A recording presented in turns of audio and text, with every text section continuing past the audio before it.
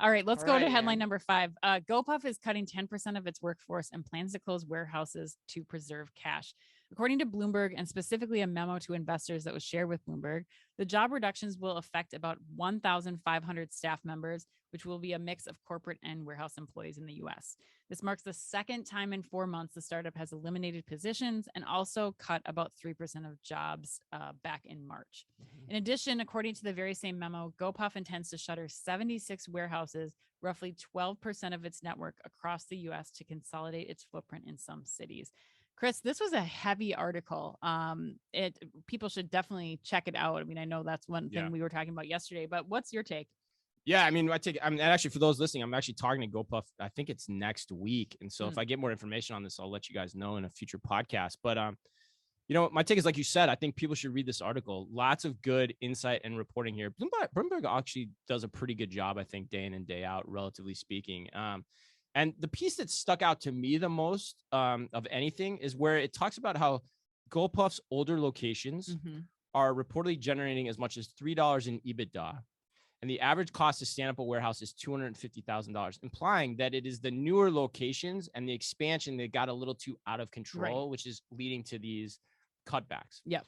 So, okay, you take that at face value, fine. But my question is this: if that is true, and all that it takes is a minimal investment and hiring some of your own drivers to do this, why aren't retailers just trying to do this themselves? Like, that seems like the easiest skunk works thing to stand up. Let's take a section of a store, doesn't have to be very big, in a market, and just employ some drivers. You could even take headquarters employees to do this. They'd probably want to do it for the cool innovation type project, like start doing delivery orders and just see what happens. Because if the economics are that, then it just makes sense. They already have the warehouses. They're called stores. So, my ultimate take is either the retailers are slow to see the angles here, which maybe if you brought this up to me like 5-10 years ago, I would have bought more. But given everything that's gone on in the pandemic and how much we've talked about digital transformation and how aware retailers are of the impending threats to their business models, I'm a little curious why we haven't seen any big retailer try to do that yet. I'm not really surprised. But like, Walmart's trying everything. Like, why haven't they tried to do that? It's big. They don't know. It's an unknown. They have a risk to really disappoint customers by doing this the wrong way. Well, and the other thing I'm thinking about too is it's also the location of the stores. Like, where these are happening are in the big city centers where, like, the big grocers and retailers like Walmart, Target don't typically have operations. Right. Yep.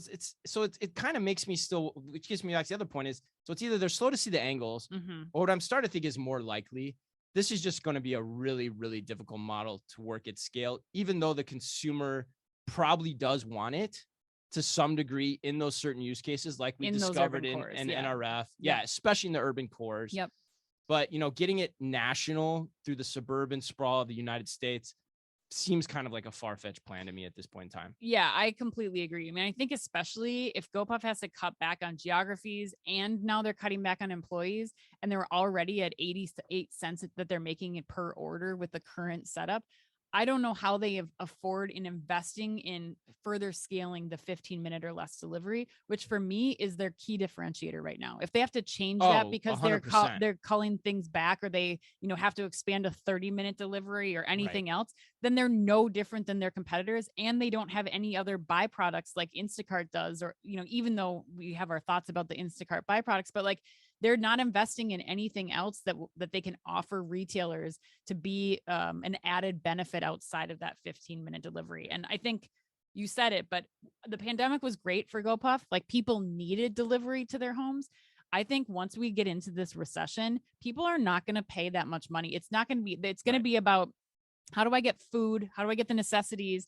I will drive to Costco to go get those things versus, paying $7 to have a delivery driver bring it to my house. Yeah, I'll stock up. Right. That's a great point. That's why you're seeing the stock up. Right. The other point I'd make too, real quick, the 250,000 is also another tell in another way, which is that tells me that these warehouses are bare bones, for sure, humans operating them. Yep. So as much as people want to think these are fully automated and very digitally forward operations, I'm going to call BS on that. I don't think that's the case at all. If that's what we're talking about, if those are the numbers, that's not happening. Right.